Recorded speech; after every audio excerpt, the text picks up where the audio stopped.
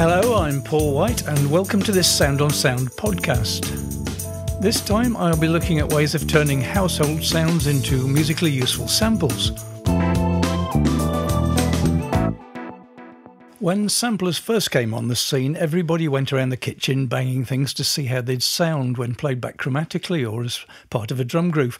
But today we've got far more processing tools and effects at our disposal, along with vastly increased sampling time, so maybe it is time to revisit some of those old ideas. As a Logic Pro user, I can easily turn sounds into samples just by dragging them to the track header and then selecting a sampler option. But there are excellent third-party tools out there too, such as Sample Robot, that will allow you to create samples in pretty much any of the mainstream formats. While I've used Logic Pro's Simple Sampler for these examples, users of Native Instruments Contact can load their own samples using that. And if you need a good time stretching tool, then check out the free Paul X Stretch from Sonosaurus. That's really good. For these examples, I'm going back to the early days of sampling, where it was common to take one sound and then spread that right across the keyboard. Back then it was often done using a Fairlight, and that cost about the same as a house. But today you can experiment free of charge. For percussive sounds, I'm using the sampler's one-shot mode, which means the sound plays all the way through regardless for how quick your key press is. Use the envelope shapers within your sampler to get just the sound you want. In my examples, I've used the sounds without looping them, but if you do want to create a sound that can be played as a pad, you may want to utilise the looping features of your sampler. I make a lot of use of time stretching and reverb to elongate the sounds, and for adding interest you can use convolution or granular delays. I'll start by seeing what we can extract from a simple squeaking hinge.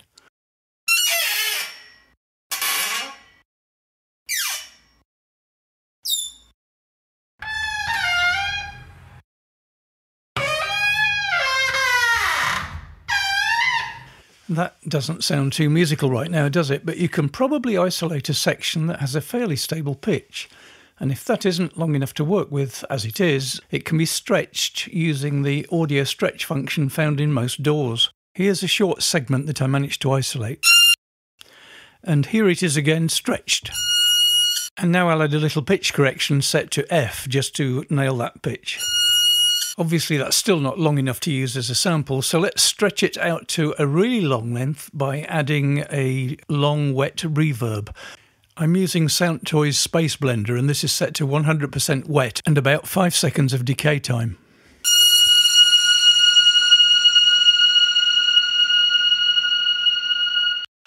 Now if we drop that into our sampler we can play a tune on it and notice how the lower notes sound a lot more mellow, less strident than the original sample.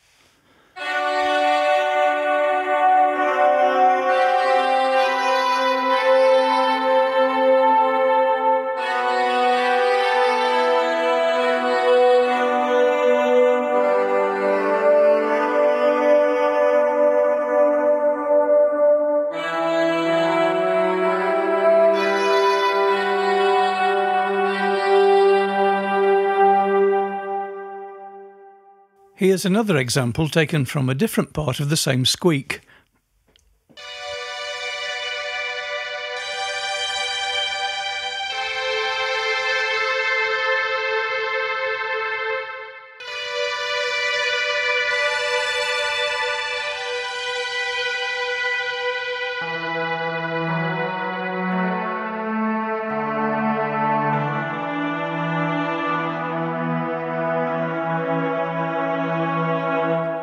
Or this from a lower creaking sound.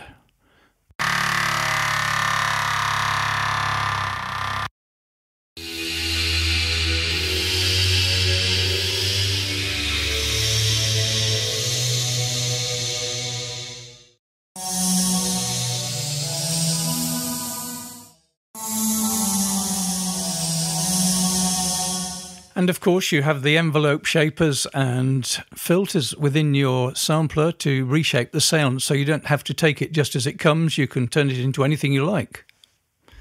Another interesting source of sounds is your workshop, but power tools always seem to produce so much noise and harmonic content that nothing very useful comes out of them in the end. But I did manage to get something from the sound of a bench grinder gradually running to a halt after I'd switched it off.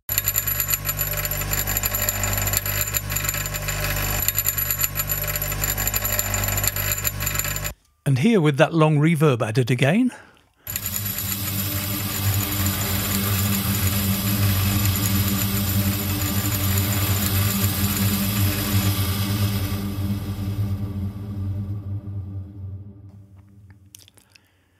Drop it into the sampler and again we can play a tune on it.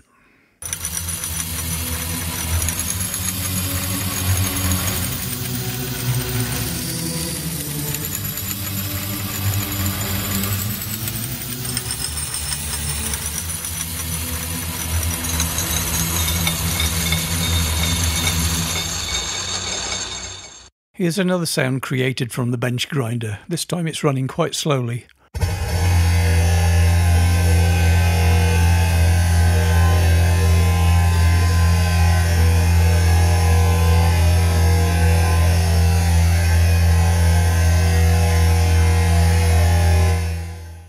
And I've applied an envelope to it to give it more of a percussive character.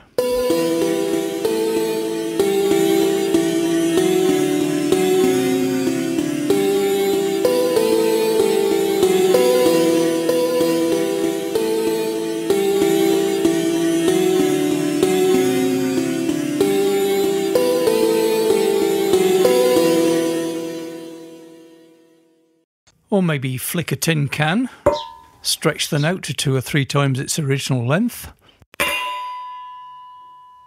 add some reverb, drop it into your sampler, and you'll turn a simple ping into a gamelan.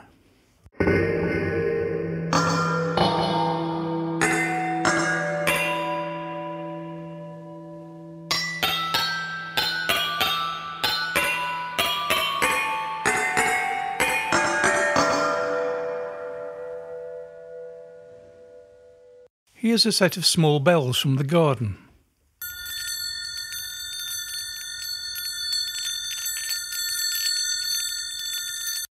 This time we'll take a short section, we'll pitch correct it, put it into quick sampler and give it a one-shot envelope.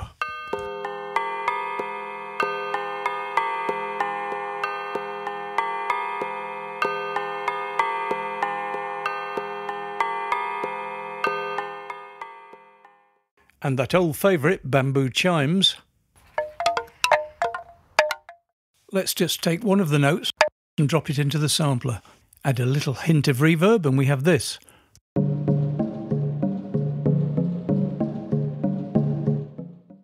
And of course you can go around hitting just about anything and turn it into some kind of a drum kit by adding a little tiny bit of reverb, some compression and maybe a little bit of gentle overdrive.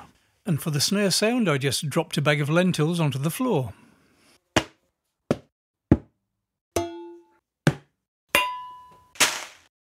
And if the sounds lack weight, well, just add a little bit of low frequency from a sample, a sine wave from a test oscillator, anything like that will do, just to add a bit of beef to the sound.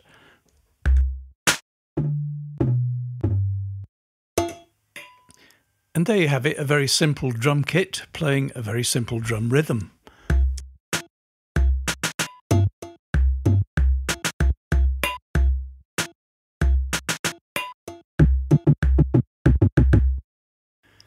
Or nip round to the local antique shop and sample one of the grandfather clocks there.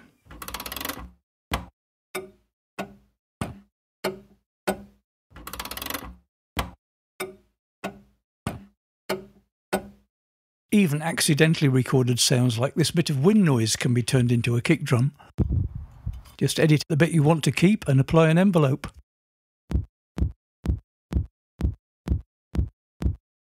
Just stamping on the floor or hitting a door panel. Even the empty Coke can be the source of some interesting percussive sounds. Here's the original. And now let's stretch it to 4 times its original length. Now add a short reverb. We could drag that into the sampler just as it is, but this time I want to experiment by adding a convolution reverb. But rather than using the impulse response of the reverb, I'm going to replace that with the sound of me scraping a radiator. So when I feed in my Coke can sound, I get this. So now if I just drag that into Quick Sampler,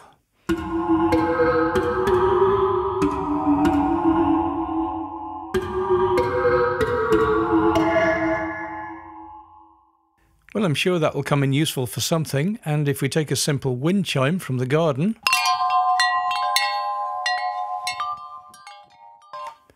isolate a single sound, stretch it to around 16 or 20 times its normal length,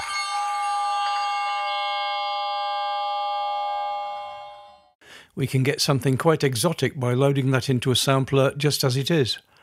We can create a bell-like envelope using the envelope shaper in the sampler.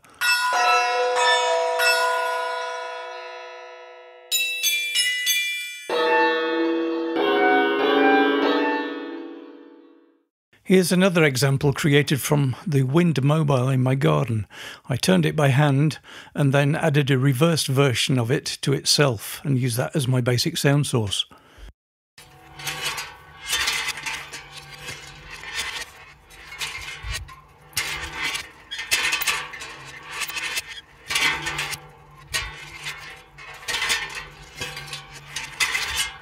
Then I layered it with a really bland synthesizer pad and put it through a flanger just for good measure.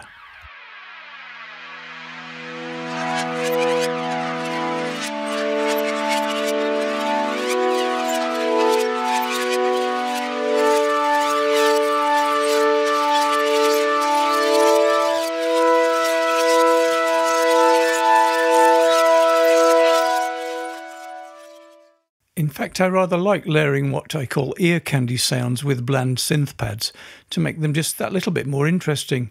You can use the bamboo chimes in your garden, bells, scrapes, run your finger along the top of a radiator.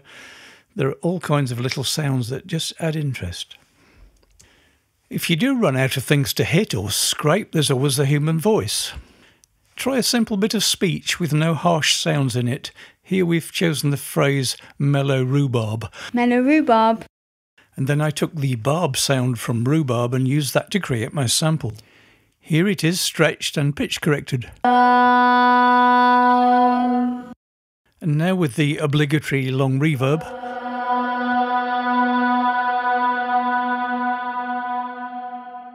Drop it into Logic's Quick Sampler and here we go.